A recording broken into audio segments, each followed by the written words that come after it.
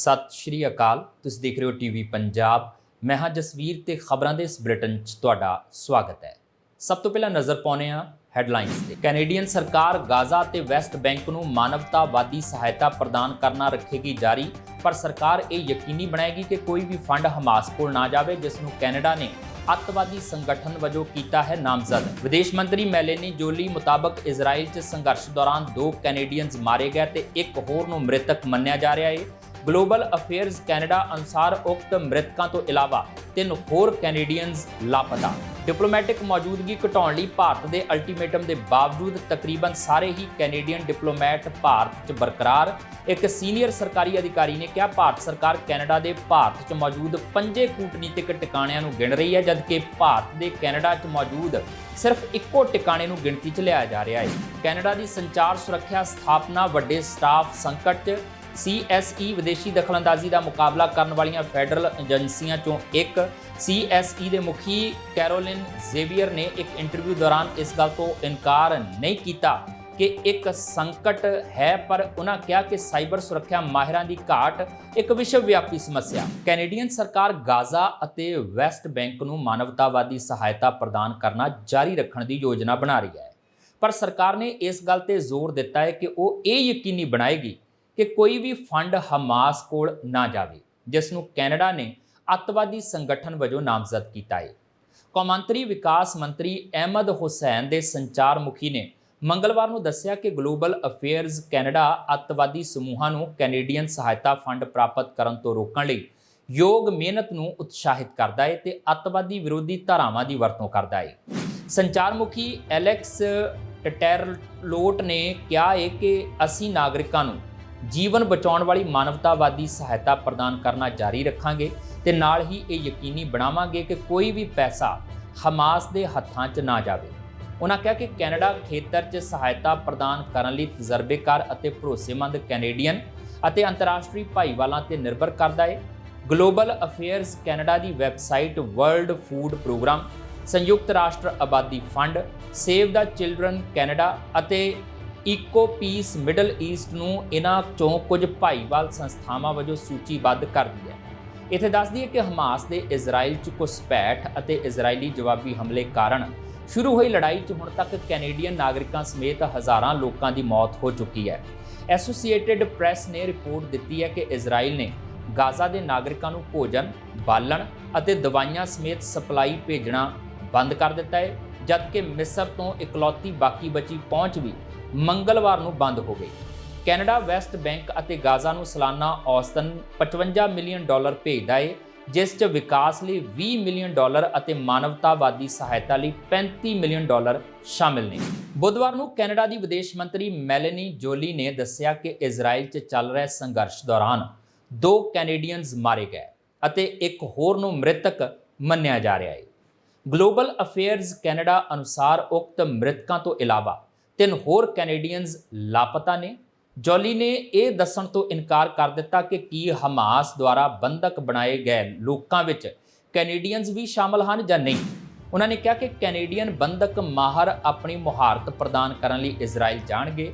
ਲੰਘੇ ਸ਼ਨੀਵਾਰ ਨੂੰ ਫਲਸਤੀਨ ਦੇ ਲੜਾਕੂ ਧੜੇ ਹਮਾਸ ਨੇ ਇਜ਼ਰਾਈਲ ਉੱਪਰ ਰਾਕਟ ਅਤੇ ਬੰਬ ਦਾਗ ਕੇ ਜ਼ਬਰਦਸਤ ਹਮਲਾ ਕਰ ਦਿੱਤਾ ਸੀ। ਹਮਾਸ ਵੱਲੋਂ ਕਈ ਲੋਕਾਂ ਨੂੰ ਬੰਦੀ ਵੀ ਬਣਾਇਆ ਗਿਆ ਹੈ। ਇਸ ਹਮਲੇ ਦੀ ਜਵਾਬੀ ਕਾਰਵਾਈ 'ਚ ਇਜ਼ਰਾਈਲ ਸਰਕਾਰ ਨੇ ਵੀ ਐਤਵਾਰ ਨੂੰ ਜੰਗ ਦਾ ਐਲਾਨ ਕਰ ਦਿੱਤਾ ਸੀ ਤੇ ਗਾਜ਼ਾ ਦੀ ਪੂਰਨ ਘੇਰਾਬੰਦੀ ਕਰ ਦਿੱਤੀ ਗਈ। ਇਜ਼ਰਾਈਲ ਨੇ ਗਾਜ਼ਾ 'ਚ ਬਿਜਲੀ, ਪਾਣੀ ਤੇ ਖਾਣੇ ਤੇ ਬਾਲਣ ਦੀ ਸਪਲਾਈ ਰੋਕ ਦਿੱਤੀ।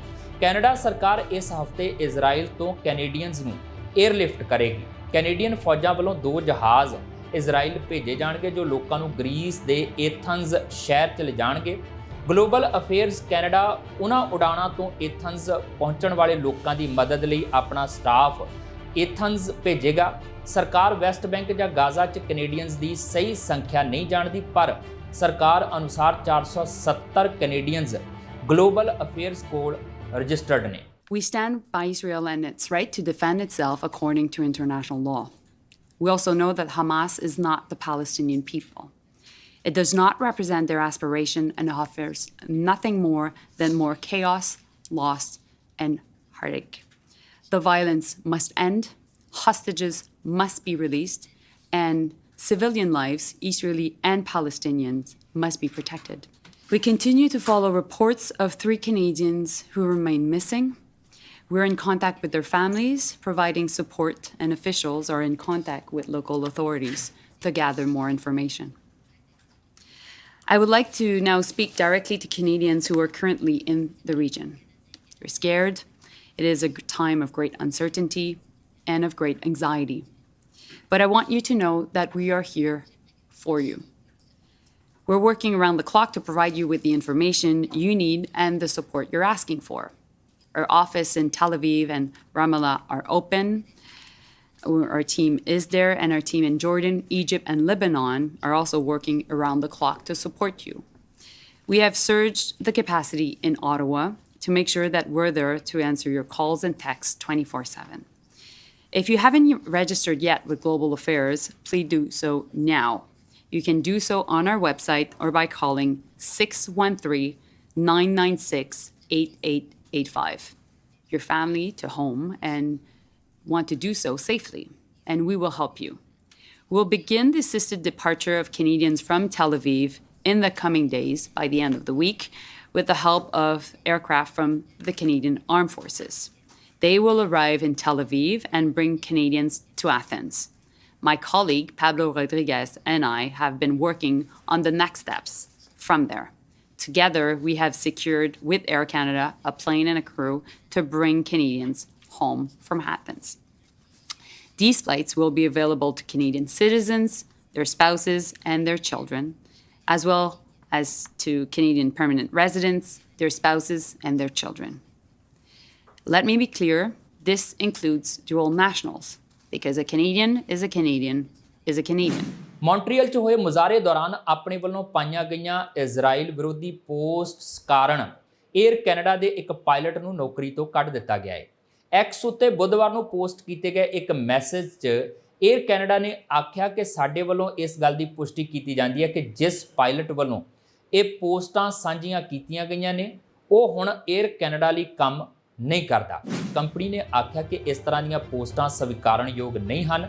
US ਸਥਿਤ ਗਰੁੱਪ ਵੱਲੋਂ ਇੰਸਟਾਗ੍ਰਾਮ ਉੱਤੇ ਉਹ ਸਕਰੀਨਸ਼ਾਟ ਸਾਂਝੇ ਕੀਤੇ ਗਏ ਜਿਹੜੇ ਮੁਸਤਫਾ ਐਜ਼ੋ ਨਾਂ ਦੇ ਇਸ ਫਲਸਤੀਨ ਪੱਖੀ ਪਾਇਲਟ ਵੱਲੋਂ ਸਾਂਝੇ ਕੀਤੇ ਗਏ ਸਨ। ਇਹਨਾਂ ਵਿੱਚ ਉਸਨੇ ਪਾਇਲਟ ਵਾਲੀ ਯੂਨੀਫਾਰਮ ਪਾ ਕੇ ਫਲਸਤੀਨ ਪੱਖੀ ਸਾਈਨ ਫੜਿਆ ਹੋਇਆ ਸੀ ਤੇ ਮੌਂਟਰੀਅਲ 'ਚ ਕੀਤੇ ਜਾ ਰਹੇ ਮੁਜ਼ਾਹਰੇ ਜਿਸ ਵਿੱਚ ਹਿਟਲਰ ਦਾ ਹਵਾਲਾ ਸੀ ਵਿੱਚ ਉਸ ਵੱਲੋਂ ਵੱਧ ਚੜ੍ਹ ਕੇ ਹਿੱਸਾ ਲਿਆ ਗਿਆ। ਖਬਰਾਂ ਮੁਤਾਬਕ ਕੈਨੇਡਾ ਨੂੰ ਭਾਰਤ ਆਪਣੀ ਡਿਪਲੋਮੈਟਿਕ ਮੌਜੂਦਗੀ ਘਟਾਉਣ ਲਈ ਭਾਰਤ ਸਰਕਾਰ ਦੇ ਅਲਟੀਮੇਟਮ ਦੇ ਬਾਵਜੂਦ ਸਾਰੇ ਜਾਂ ਤਕਰੀਬਨ ਸਾਰੇ ਹੀ ਕੈਨੇਡੀਅਨ ਡਿਪਲੋਮੈਟ ਭਾਰਤ 'ਚ ਹੀ ਬਰਕਰਾਰ ਨੇ। ਫਾਈਨੈਂਸ਼ੀਅਲ ਟਾਈਮਜ਼ ਦੀ 3 ਅਕਤੂਬਰ ਦੀ ਰਿਪੋਰਟ ਮੁਤਾਬਕ ਭਾਰਤ ਨੇ ਕੈਨੇਡਾ ਨੂੰ 10 ਅਕਤੂਬਰ ਤੱਕ 41 ਡਿਪਲੋਮੈਟਸ ਨੂੰ ਵਾਪਸ ਬੁਲਾਉਣ ਲਈ ਆਖਿਆ ਸੀ। ਭਾਰਤ ਨੇ ਦਾਅਵਾ ਕੀਤਾ ਸੀ ਕਿ ਕੈਨੇਡਾ ਵਿੱਚ ਉਸ ਦੇ ਸਿਰਫ 21 ਮਾਨਤਾ ਪ੍ਰਾਪਤ ਡਿਪਲੋਮੈਟਸ ਨੇ ਜਦਕਿ ਕੈਨੇਡਾ ਦੇ ਭਾਰਤ 'ਚ 61 ਡਿਪਲੋਮੈਟਸ ਨੇ ਜੋ ਨਵੀਂ ਦਿੱਲੀ ਦੇ ਹਾਈ ਕਮਿਸ਼ਨ ਅਤੇ ਮੁੰਬਈ, ਚੰਡੀਗੜ੍ਹ, ਬੈਂਗਲੁਰੂ ਤੇ ਕੋਲਕਾਤਾ ਦੇ 4 ਕੌਂਸੂਲੇਟ 'ਚ ਤੈਨਾਤ ਨੇ। ਫਾਈਨੈਂਸ਼ੀਅਲ ਟਾਈਮਜ਼ ਨੇ ਰਿਪੋਰਟ ਛਾਪੀ ਸੀ ਕਿ ਭਾਰਤ ਨੇ ਕੈਨੇਡਾ ਨੂੰ 41 ਡਿਪਲੋਮੈਟਾਂ ਨੂੰ ਵਾਪਸ ਬੁਲਾਉਣ ਲਈ 10 ਅਕਤੂਬਰ ਤੱਕ ਦਾ ਸਮਾਂ ਦਿੱਤਾ ਹੈ ਤਾਂ ਜੋ ਦੋਵੇਂ ਮੁਲਕਾਂ 'ਚ ਕੂਟਨੀਤਿਕ ਮੌਜੂਦਗੀ ਦਾ ਆਕਾਰ ਬਰਾਬਰ ਕੀਤਾ ਜਾ ਸਕੇ।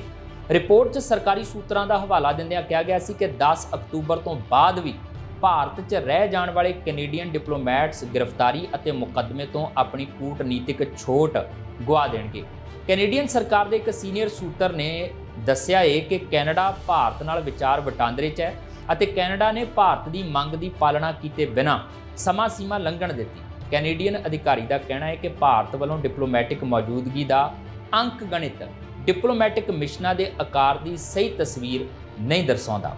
ਕੈਨੇਡਾ ਵਿੱਚ ਸਿਰਫ 21 ਮਾਨਤਾ ਪ੍ਰਾਪਤ ਡਿਪਲੋਮੈਟ ਹੋਣ ਦਾ ਭਾਰਤ ਦਾ ਦਾਅਵਾ ਕੈਨੇਡਾ 'ਚ ਮਾਨਤਾ ਪ੍ਰਾਪਤ ਵਿਦੇਸ਼ੀ ਨੁਮਾਇੰਦਿਆਂ ਦੀ ਰਜਿਸਟਰੀ ਨਾਲ ਮੇਲ ਨਹੀਂ ਖਾਂਦਾ ਲੱਗਦਾ ਕਿਉਂਕਿ ਇਸ ਰਜਿਸਟਰੀ ਦੇ ਹਿਸਾਬ ਨਾਲ ਭਾਰਤ ਦੇ ਕੈਨੇਡਾ ਵਿੱਚ 60 ਨੁਮਾਇੰਦੇ ਹਨ। ਸਾਬਕਾ ਰਾਜਦੂਤ ਗਾਰ ਪਾਰਡੀ ਜੋ ਕੈਨੇਡਾ ਦੇ ਕੌਂਸੂਲਰ ਮਾਮਲਿਆਂ ਦੇ ਡਾਇਰੈਕਟਰ ਜਨਰਲ ਵਜੋਂ ਸੇਵਾ ਨਿਭਾ ਚੁੱਕੇ ਨੇ ਦਾ ਕਹਿਣਾ ਹੈ ਕਿ ਉਸ ਸੂਚੀ 'ਚ ਸ਼ਾਮਲ ਕਿਸੇ ਵੀ ਵਿਅਕਤੀ ਨੂੰ ਆਮ ਤੌਰ ਤੇ ਵਿਆਨਾ ਕਨਵੈਨਸ਼ਨ ਦੇ ਤਹਿਤ ਛੋਟ ਪ੍ਰਾਪਤ ਵਿਅਕਤੀ ਮੰਨਿਆ ਜਾਵੇਗਾ। ਪਾਰਡੀ ਨੇ ਕਿਹਾ ਕਿ ਜਦੋਂ ਕੋਈ ਉਸ ਅਧਿਕਾਰਤ ਸੂਚੀ 'ਚ ਹੁੰਦਾ ਹੈ ਤਾਂ ਉਸ ਨੂੰ ਆਮ ਤੌਰ ਤੇ ਡਿਪਲੋਮੈਟ ਵਜੋਂ ਮੰਨਿਆ ਜਾਂਦਾ ਹੈ ਭਾਵੇਂ ਉਹ ਕੈਨੇਡਾ 'ਚ ਕੁਝ ਵੀ ਕਰਦਾ ਹੋਵੇ। ਭਾਰਤ ਦੇ ਵਿਦੇਸ਼ ਮੰਤਰਾਲੇ ਦੀ ਵੈਬਸਾਈਟ ਵੀ ਕੈਨੇਡਾ 'ਚ 21 ਤੋਂ ਵੱਧ ਡਿਪਲੋਮੈਟਸ ਨੂੰ ਦਿਖਾਉਂਦੀ ਹੈ। ਇਸ ਵਿੱਚ 36 ਅਧਿਕਾਰੀਆਂ ਨੂੰ ਸੂਚੀਬੱਧ ਕੀਤਾ ਗਿਆ ਹੈ, ਜਿਨ੍ਹਾਂ ਦੇ ਅਹੁਦੇ ਆਮ ਤੌਰ ਤੇ ਕੂਟਨੀਤਿਕ ਰੁਤਬੇ ਨੂੰ ਦਰਸਾਉਂਦੇ ਨੇ, ਜਿਵੇਂ ਕਿ high commissioner, councillor, attach, first and second secretary, up council ਤੇ ਕੌਂਸਲਰ ਅਫਸਰ। ਇਹ ਅਧਿਕਾਰੀ 3 ਦਫ਼ਤਰਾਂ ਵਿੱਚ ਤੈਨਾਤ ਹਨ। ਓਟਵਾ 'ਚ ਭਾਰਤ ਦਾ ਹਾਈ ਕਮਿਸ਼ਨ ਅਤੇ ਟੋਰਾਂਟੋ ਤੇ ਵੈਨਕੂਵਰ 'ਚ ਇਸ ਦੇ 2 ਕੌਂਸਲੇਟ ਨੇ। ਇੱਕ ਸੀਨੀਅਰ ਅਧਿਕਾਰੀ ਨੇ ਕਿਹਾ ਹੈ ਕਿ ਭਾਰਤ ਸਰਕਾਰ ਕੈਨੇਡਾ ਦੇ ਭਾਰਤ 'ਚ ਮੌਜੂਦ 5 ਕੂਟਨੀਤਿਕ ਟਿਕਾਣਿਆਂ ਨੂੰ ਗਿਣ ਰਹੀ ਹੈ, ਜਦਕਿ ਭਾਰਤ ਦੇ ਕੈਨੇਡਾ 'ਚ ਮੌਜੂਦ ਸਿਰਫ ਇੱਕੋ ਟਿਕਾਣੇ ਨੂੰ ਗਿਣਤੀ 'ਚ ਲਿਆਇਆ ਜਾ ਰਿਹਾ ਹੈ। ਪ੍ਰਧਾਨ ਮੰਤਰੀ ਜਸਟਿਨ ਟਰੂਡੋ ਦੁਆਰਾ ਸਿੱਖ ਵੱਖਵਾਦੀ ਹਰਦੀਪ ਸਿੰਘ ਨਿੱਜਰ ਦੀ ਮੌਤ 'ਚ ਭਾਰਤ ਦਾ ਹੱਥ ਹੋਣ ਦੇ ਦੋਸ਼ ਲਗਾਏ ਜਾਣ ਤੋਂ ਬਾਅਦ ਭਾਰਤ ਤੇ ਕੈਨੇਡਾ ਦਰਮਿਆਨ ਪਿਛਲੇ ਕੁਝ ਸਮੇਂ 'ਚ ਬੇਹੱਦ ਕੜਵਾਹਟ ਆ ਗਈ। ਦੋਵੇਂ ਦੇਸ਼ਾਂ ਵੱਲੋਂ ਇੱਕ ਡਿਪਲੋਮੈਟ ਨੂੰ ਮੁਲਕੋਂ ਕੱਢਣ ਤੋਂ ਬਾਅਦ ਭਾਰਤ ਵੱਲੋਂ 41 ਡਿਪਲੋਮੈਟਸ ਨੂੰ ਵਾਪਸ ਸੱਦਣ ਲਈ ਆਖਿਆ ਜਾਣਾ ਤਣਾਅ ਦੇ ਡੂੰਘੇ ਹੋਣ ਵੱਲ ਇੱਕ ਗੰਭੀਰ ਕਦਮ ਸੀ। ਅਲਬਰਟਾ ਤੋਂ ਇੱਕ ਲਿਬਰਲ ਐਮਪੀ ਨੇ ਸੂਬੇ ਦੀ ਪ੍ਰੀਮੀਅਰ ਖਿਲਾਫ ਝੂਠੇ ਦਾਅਵੇ ਕਰਨ ਦਾ ਦੋਸ਼ ਲਗਾਇਆ ਹੈ। ਕੈਲਗਰੀ ਤੋਂ ਐਮਪੀ ਜਾਰਜ ਚਾਹਲ ਨੇ ਕਿਹਾ ਕਿ ਪ੍ਰੀਮੀਅਰ ਡੇਨੀਅਲ ਸਮਿਥ ਕੈਨੇਡਾ ਦੇ ਬਿਜਲੀ ਗ੍ਰਿਡ ਨੂੰ ਨੈਟ ਜ਼ੀਰੋ ਤੇ ਲਿਆਉਣ ਦੀਆਂ ਫੈਡਰਲ ਲਿਬਰਲ ਸਰਕਾਰ ਦੀਆਂ ਯੋਜਨਾਵਾਂ ਬਾਰੇ ਝੂਠੇ, ਬੇਬੁਨਿਆਦ ਅਤੇ ਹਾਸੋਹੀਣੇ ਬਿਆਨ ਦੇ ਰਹੀ ਹੈ। ਚਾਹਲ ਦਾ ਕਹਿਣਾ ਹੈ ਕਿ ਸਮਿਥ ਪੂਰੀ ਤਰ੍ਹਾਂ ਪੱਖਪਾਤੀ ਕਾਰਨਾਂ ਕਰਕੇ ਲੋਕਾਂ 'ਚ ਡਰ ਪੈਦਾ ਕਰ ਰਹੀ ਹੈ। ਚਾਹਲ ਨੇ ਸਮਿਥ ਨੂੰ ਬਿਜਲੀ ਬਾਰੇ ਆਪਣੀ ਯੂਨਾਈਟਿਡ ਕੰਜ਼ਰਵੇਟਿਵ ਪਾਰਟੀ ਦੀ ਸਰਕਾਰ ਦੀ ਰਿਪੋਰਟ ਜਾਰੀ ਕਰਨ ਦੀ ਵੀ ਮੰਗ ਕੀਤੀ। ਚਾਹਲ ਦਾ ਕਹਿਣਾ ਸੀ ਕਿ ਜਦੋਂ ਤੋਂ UCP ਨੇ ਅਲਬਰਟਾ 'ਚ ਸੱਤਾ ਸੰਭਾਲੀ ਹੈ, ਬਿਜਲੀ ਦੀਆਂ ਦਰਾਂ 5 ਗੁਣਾ ਵੱਧ ਗਈਆਂ ਨੇ। ਸਮਿਥ ਨੇ ਹਾਲ ਹੀ 'ਚ ਚੇਤਾਵਨੀ ਦਿੱਤੀ ਹੈ ਕਿ ਫੈਡਰਲ ਪਾਵਰ ਨਿਗਮਾਂ ਦਾ ਨਤੀਜਾ ਬਲੈਕਆਊਟਸ ਹੋਣਗੇ ਅਤੇ ਪਾਲਣਾ ਨਾ ਕਰਨ ਵਾਲੇ ਕੰਪਨੀ ਦੇ ਐਗਜ਼ੈਕਟਿਵਜ਼ ਨੂੰ ਜੇਲ੍ਹ ਦਾ ਸਾਹਮਣਾ ਕਰਨਾ ਪੈ ਸਕਦਾ ਹੈ। ਸਮਿਥ ਨੇ ਮੰਗਲਵਾਰ ਨੂੰ ਸਵੈ ਇੱਛਾ ਨਾਲ house of Commons the environment and sustainable development committee ਦੇ ਸਾਹਮਣੇ ਪੇਸ਼ ਹੋਣ ਦੀ ਗੱਲ ਕਹੀ ਸੀ। ਸਮਿਥ ਦੇ ਦਫ਼ਤਰ ਨੇ ਚਾਹਲ ਦੇ ਦੋਸ਼ਾਂ ਦਾ ਤੁਰੰਤ ਜਵਾਬ ਨਹੀਂ ਦਿੱਤਾ।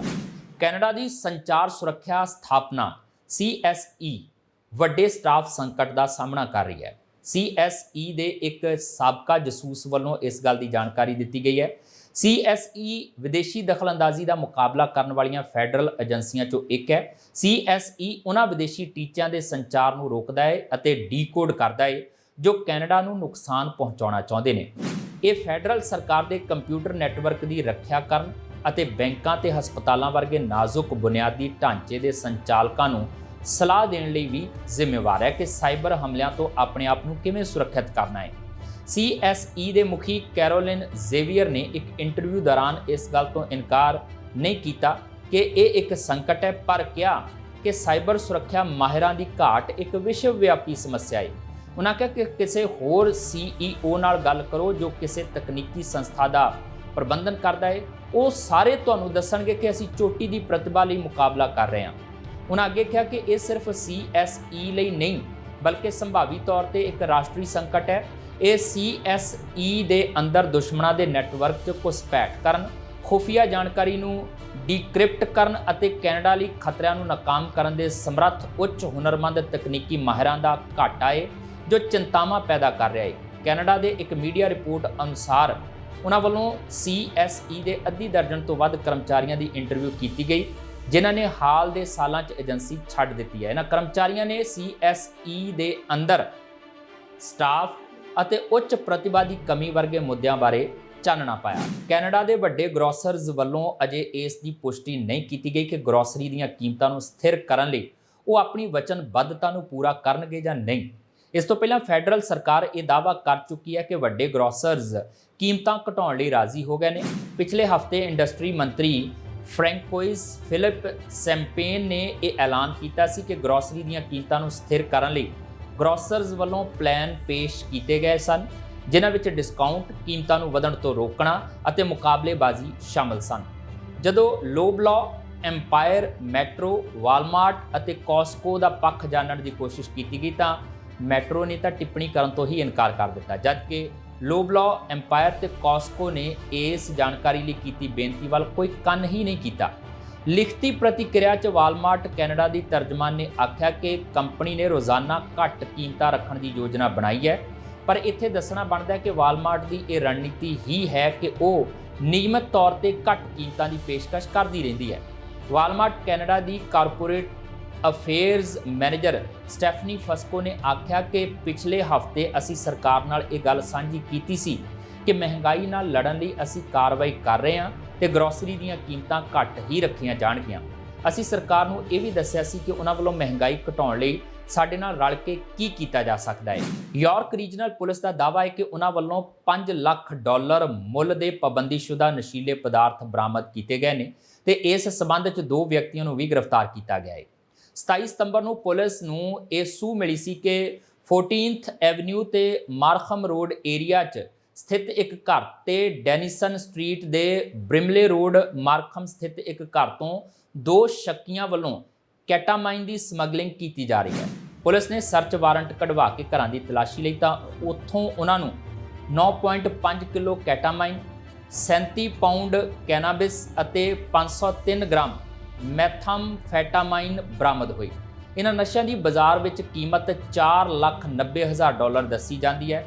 ਪੁਲਿਸ ਨੂੰ $60,000 ਕੈਨੇਡੀਅਨ ਕਰੰਸੀ ਦੇ ਰੂਪ 'ਚ ਵੀ ਬਰਾਮਦ ਹੋਏ। ਇਸ ਸਬੰਧ 'ਚ 2 ਵਿਅਕਤੀਆਂ ਨੂੰ ਗ੍ਰਿਫਤਾਰ ਕੀਤਾ ਗਿਆ। ਉਹਨਾਂ ਦੀ ਪਛਾਣ ਮਰਖਮ ਦੇ 36 ਸਾਲਾ ਯੈਨ ਜਿਨ ਲੀ ਅਤੇ 26 ਸਾਲਾ ਜੀਏ ਹੁਈ ਚੈਨ ਵਜੋਂ ਹੋਈ। ਦੋਵਾਂ ਨੂੰ ਨਸ਼ਿਆਂ ਨਾਲ ਸੰਬੰਧਿਤ ਕਈ ਚਾਰजेस ਦਾ ਸਾਹਮਣਾ ਕਰਨਾ ਪਵੇਗਾ। ਬੁੱਧਵਾਰ ਰਾਤ ਨੂੰ ਇਟੋਬੀਕੋ 'ਚ ਇੱਕ ਗੱਡੀ ਵੱਲੋਂ ਟੱਕਰ ਮਾਰੇ ਜਾਣ ਕਾਰਨ 4 ਵਿਅਕਤੀਆਂ ਨੂੰ ਹਸਪਤਾਲ ਲਿਜਾਇਆ ਗਿਆ। ਸ਼ਾਮੀ 6:22 ਤੇ 4 ਵਿਅਕਤੀਆਂ ਨੂੰ 13th ਸਟਰੀਟ ਲੇਕਸ਼ੇਰ ਬੁਲੇਵਾਰਡ ਇਲਾਕੇ 'ਚ ਗੱਡੀ ਵੱਲੋਂ ਟੱਕਰ ਮਾਰੇ ਜਾਣ ਦੀ ਖਬਰ ਮਿਲਣ ਤੋਂ ਬਾਅਦ ਪੁਲਿਸ ਮੌਕੇ ਤੇ ਪਹੁੰਚੀ। ਜਦੋਂ ਪੁਲਿਸ ਪਹੁੰਚੀ ਤਾਂ ਡਰਾਈਵਰ ਉੱਥੇ ਹੀ ਮੌਜੂਦ ਸੀ ਤੇ ਟੋਰਾਂਟੋ ਮੈਡਿਕਸ ਵੱਲੋਂ ਉਹਨਾਂ 4 ਵਿਅਕਤੀਆਂ ਨੂੰ ਲੱਗੀਆਂ ਸੱਟਾਂ ਦਾ ਜਾਇਜ਼ਾ ਲਿਆ ਜਾ ਰਿਹਾ ਸੀ। 2 ਬੱਚਿਆਂ ਨੂੰ ਗੰਭੀਰ ਜ਼ਖਮੀ ਹਾਲਤ 'ਚ ਹਸਪਤਾਲ ਲਿਜਾਇਆ ਗਿਆ, ਜਦਕਿ ਮਹਿਲਾ ਨੂੰ ਟਰਾਮਾ ਰਨ ਰਾਹੀਂ ਨਾਜ਼ੁਕ ਹਾਲਤ 'ਚ ਹਸਪਤਾਲ ਲਿਜਾਇਆ ਗਿਆ। ਬਾਅਦ 'ਚ ਉਸ ਦੀ ਸਥਿਤੀ ਸਥਿਰ ਦੱਸੀ ਗਈ। ਇੱਕ ਹੋਰ ਵਿਅਕਤੀ ਨੂੰ ਜ਼ਖਮੀ ਹਾਲਤ 'ਚ ਹਸਪਤਾਲ ਲਿਜਾਇਆ ਗਿਆ। ਡਰਾਈਵਰ ਨੂੰ ਵੀ ਇਸ ਘਟਨਾ 'ਚ ਸੱਟਾਂ ਲੱਗੀਆਂ ਦੱਸੀਆਂ ਜਾਂਦੀਆਂ ਨੇ।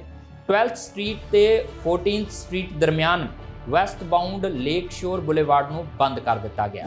ਇਹ ਸਨ ਹੁਣ ਤੱਕ ਦੀਆਂ ਖਬਰਾਂ ਤੇ ਇਸ ਦੇ ਨਾਲ ਹੀ ਆਪਣੀ ਜਸਵੀਰ ਨੂੰ ਦਿਓ ਇਜਾਜ਼ਤ। ਦੇਖਦੇ ਰਹੋ ਟੀਵੀ ਪੰਜਾਬ। ਕੈਨੇਡੀਅਨ ਸਰਕਾਰ ਗਾਜ਼ਾ ਤੇ ਵੈਸਟ ਬੈਂਕ ਨੂੰ ਮਾਨਵਤਾਵਾਦੀ ਸਹਾਇਤਾ ਪ੍ਰਦਾਨ ਕਰਨਾ ਰੱਖੇਗੀ ਜਾਰੀ, ਪਰ ਸਰਕਾਰ ਇਹ ਯਕੀਨੀ ਬਣਾਏਗੀ ਕਿ ਕੋਈ ਵੀ ਫੰਡ ਹਮਾਸ ਕੋਲ ਨਾ ਜਾਵੇ, ਜਿਸ ਨੂੰ ਕੈਨੇਡਾ ਨੇ ਅੱਤਵਾਦੀ ਸੰਗਠਨ ਵਜੋਂ ਕੀਤਾ ਹੈ ਨਾਮਜ਼ਦ। ਵਿਦੇਸ਼ ਮੰਤਰੀ ਮੈਲੇਨੀ ਜੋਲੀ ਮੁਤਾਬਕ ਇਜ਼ਰਾਈਲ 'ਚ ਸੰਘਰਸ਼ ਦੌਰਾਨ 2 ਕੈਨੇਡੀਅਨਸ ਮਾਰੇ ਗਏ ਤੇ ਇੱਕ ਹੋਰ ਨੂੰ ਮ੍ਰਿਤਕ ਮੰਨਿਆ ਜਾ ਰਿਹਾ ਹੈ।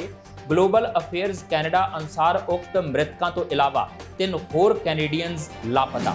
ਡਿਪਲੋਮੈਟਿਕ ਮੌਜੂਦਗੀ ਘਟਾਉਣ ਲਈ ਭਾਰਤ ਦੇ ਅਲਟੀਮੇਟਮ ਦੇ ਬਾਵਜੂਦ ਤਕਰੀਬਨ ਸਾਰੇ ਹੀ ਕੈਨੇਡੀਅਨ ਡਿਪਲੋਮੈਟ ਭਾਰਤ 'ਚ ਬਰਕਰਾਰ।